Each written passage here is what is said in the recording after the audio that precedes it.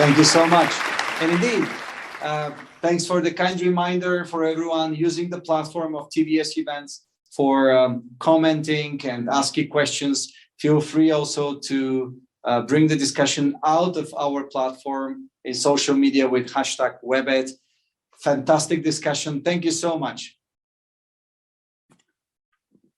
Now, coming up next, it's a keynote with a fantastic topic about telemedicine during COVID 2019. And we have Daniel Kraft, faculty chair for medicine at Singularity University, joining us here at Webit Global Impact Week. Daniel, the floor is yours. Greetings from Silicon Valley. It's great to have an opportunity to speak today about the future of health and medicine. It was also great to be in Webit in person back in 2019 in Sofia with Playman and crew. So the world of technology is accelerating all around us.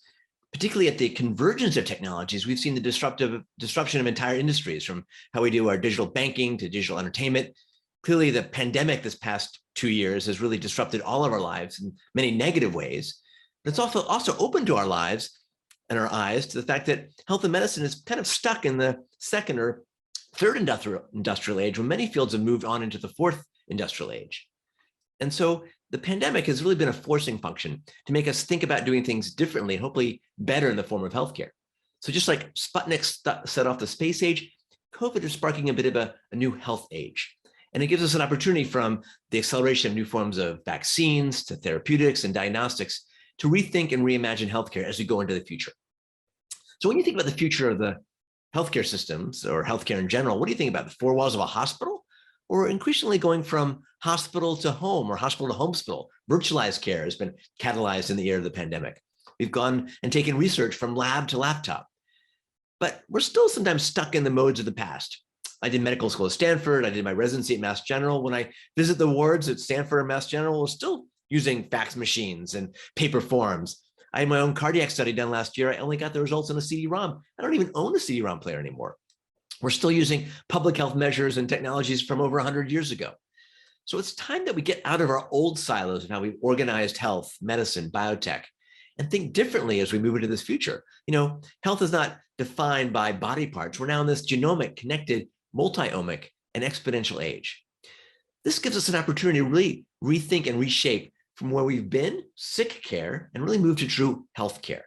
What do I mean by sick care? Sick care is based on our current models of very intermittent, episodic data, usually only collected in the four walls of the clinic or emergency room or intensive care unit. That leads to our reactive mindset. We tend to wait for patients to show up with a heart attack or stroke, or in my field as a cancer doctor, present with late-stage cancers, or we wait for the pandemic to arrive on our shores.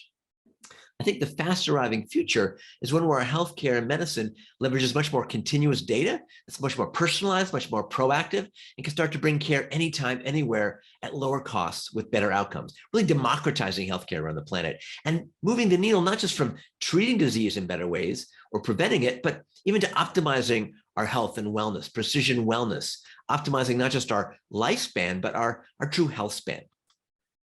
So we have the chance and opportunity to leverage new thinking and new mindsets and new technologies across the entire healthcare paradigm. Now, the future of medicine, I think, is bright. I wrote the opening article for National Geographic a year or so ago, and the theme was that many technologies are coming together, particularly exponential technologies, doubling in their price and speed and performance, exemplified by Moore's law, the power of computing and our supercomputers in our pocket, to really enable us to do things differently, and are digitizing entire industries. I grew up in the pre-digital age. Now, everything from your video camera to microphone to GPS is digitized, it's appified. This digitization is coming to healthcare. It means that can disrupt current models. We can dematerialize products. They can become almost demonetized and democratized. And it really enables us to shift healthcare, not just in 2021, but to dramatically take us into new directions in the next 5-10 years. The next 10 years will make the last 10 years look slow.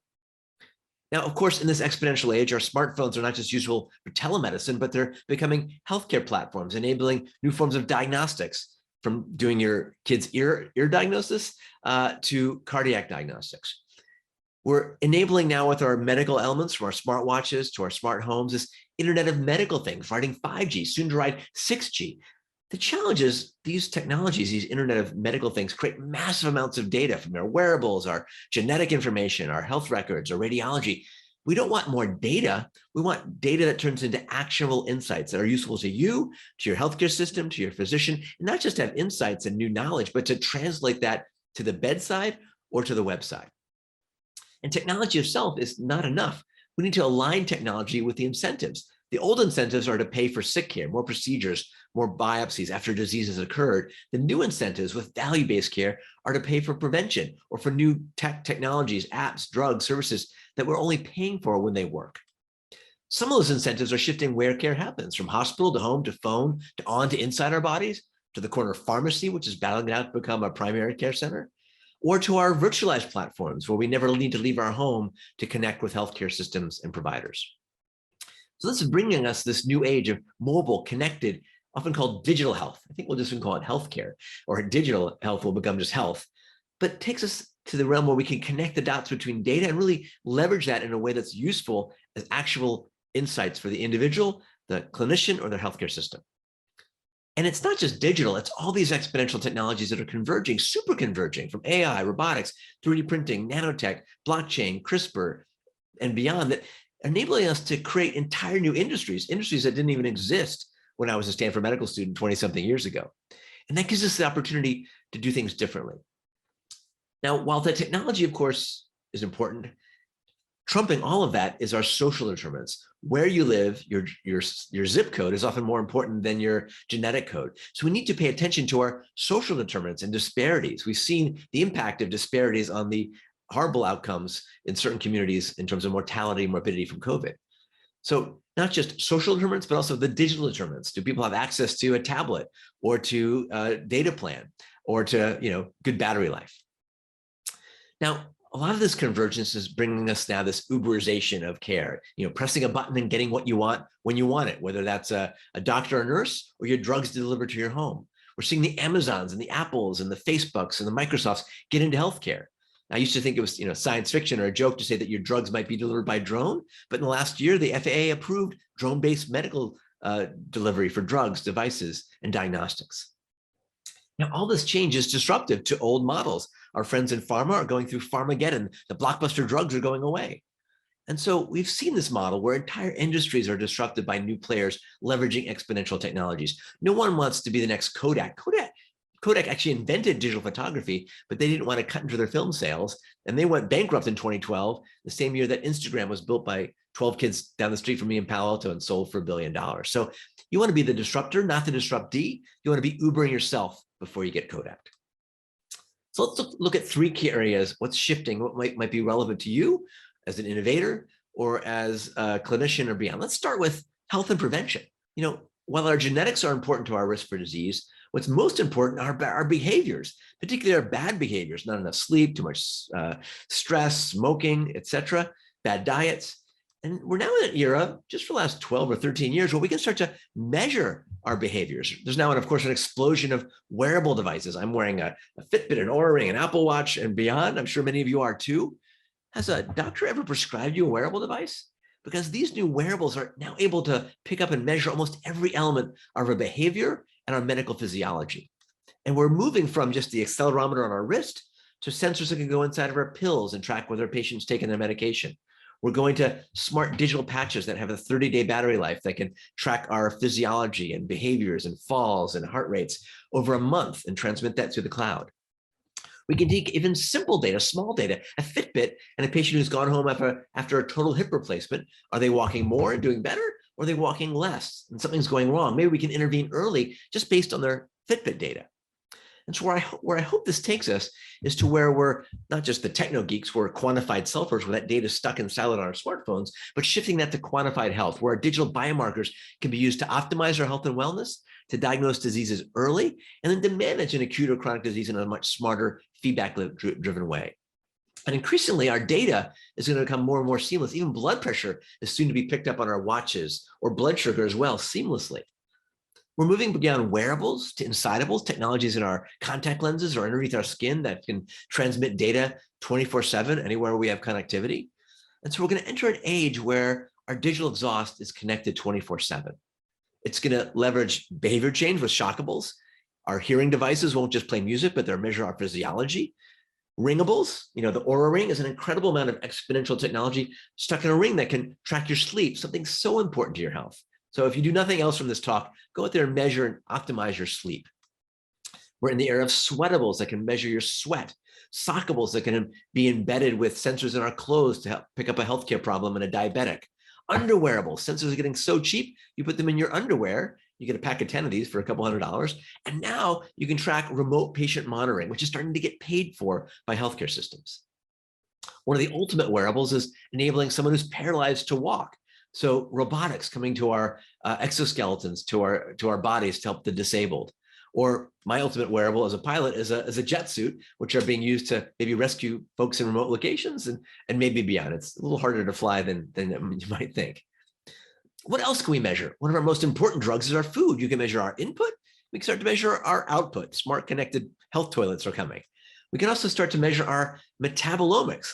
Continuous glucose monitors can give us a picture of our own metabolic health.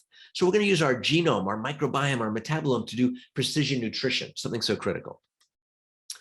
We don't need to be wearing anything to measure vital signs. Now, invisibles, cameras can start to pick up our vital signs from our smart cameras and laptops. Voice can be a biomarker to predict disease or diagnose, is that cough a common cold or coronavirus? Our breath can also be used as a biomarker, a nanonose to pick up early signs of cancer just from your breath. Wi-Fi can be modified to pick up the vital signs of 10 or more people in the same room. So we're entering a time where our digital exhaust can be connected and collected. Who owns that? Who controls where that information flows? It should be you. How do we make that information integrate into the overwhelmed doctor or nurse's workflow? So those of you who are innovating in healthcare, don't just think about better outcomes and lower costs, but how does it improve the clinician experience as well? Now, the challenge is to make sense of all this data. Verily from Google is doing Project Baseline, more than 10,000 volunteers sharing their genomics, their medical records, their digital exhaust. That takes us to this era of predictalytics, integrating multiple streams of data to turn it into actionable information and to make it useful. Just like the check engine light from our cars integrates data from 300 or more sensors, we're going to have check engine lights for our body, taking data, for example, from our smartwatches, which now can pick up signs of COVID even when you're asymptomatic. Now, just knowing that you have data and what you should do doesn't mean we're going to change behavior. We all know we should exercise more and maybe eat less. So we need some help. Digital coaching is here. It could be a real coach at the other end of your app or an avatarized coach. And that can empower each of us to be really engaged with our health and medicine going forward. And sometimes those coaches will not be real, but they'll feel real and we'll respond to them as if they are. Voice can be part of that. A 99-year-old or a 9-year-old can leverage voice. So imagine our digital coaches show us what we need to do in the mirror, and they're personalizing that data, not just you of today, but show us you of tomorrow. What happens if you're smoking 2 packs a day? What happens to your face? What happens to you if you spend too much time on social media? That blends this new era of augmented, virtual, and extended reality. We can now see the world in new ways. The metaverse is coming, and it's providing tools for clinicians to see complex information at the point of care in the operating room, so they can be guided step by step through procedures and do them with better outcomes. It's enabling patients to see inside their own bodies and learn about their health and physiology. Here's my son, Leo, wearing an augmented reality t-shirt to learn at a young age how to optimize his health.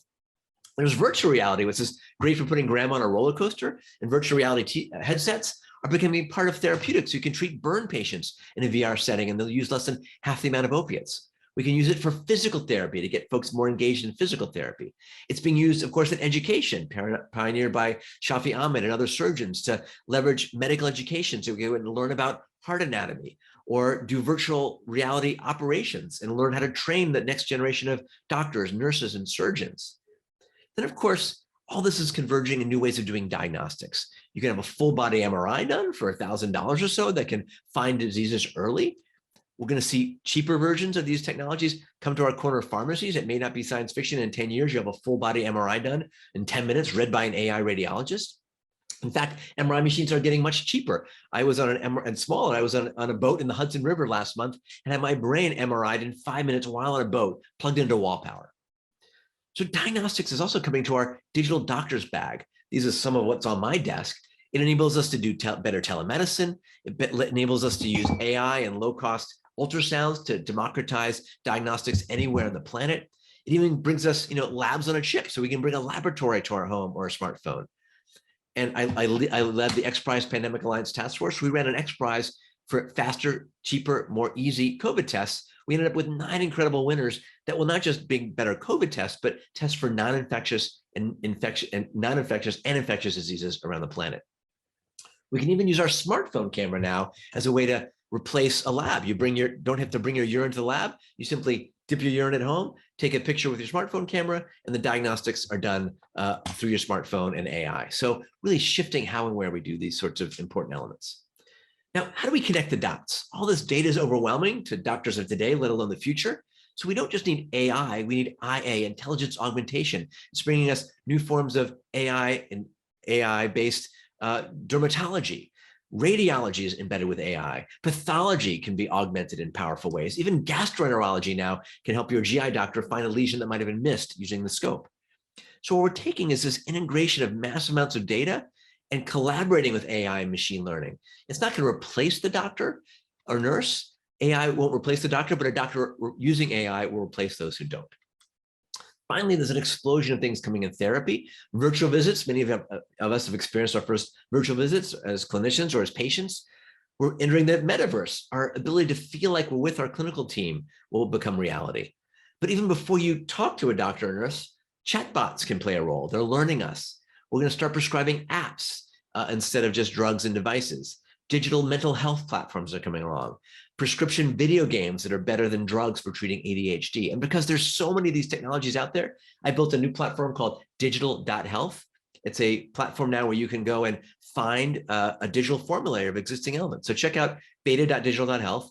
You can, for example, find diagnostics like the AliveCore device, enabling you to do an EKG at home, enabling a clinician to put this in a virtual prescription bag and prescribe it to you as their patient. Then, of course, there's other technologies coming to printer. 3D printing is a new form of therapy to make braces or medical implants. We might even be able to 3D print your personalized medications in the future, replacing the pill box. I've developed a technology called telemedicine where we're 3D printing personalized polypills, integrating multiple medications into one with the dosing combination that exactly matches you. So check out telemedicine and help me build that platform. Finally, there's discovery. Whether it's a drug or an app or a digiceutical, we need to accelerate clinical trials. And now we can do that in our connected digital age. So you can download an app and be part of a clinical trial. And that brings us to our crowdsourcing of health and medicine. The future is going to be one where we're all donating data, just like we do with Google Maps and Waze, and get better maps for our healthcare journeys going forward. So think of yourself not just as a blood donor or organ donor, but as a data donor going forward. And if we bring that exponential, convergent, collaborative mindset together, it's not about any one technology, it's about how they come together and we reimagine healthcare, not just with the technologies of today, but where they'll be in the next 5 and 10 years. So let's reinvent healthcare together, move from intermittent reactive sick care to a future that's proactive, personalized, smart, and crowdsourced and always learning and intelligent. The future in many ways is already distributed, it's already here, it's just not evenly distributed. It's up to all of us, innovators across the planet, to not just be predicting the future of health and medicine, but collaborating together to build it for all of us here across Spaceship Earth. So let's together build the future of health and medicine. Thank you very much for your time and attention. Onwards.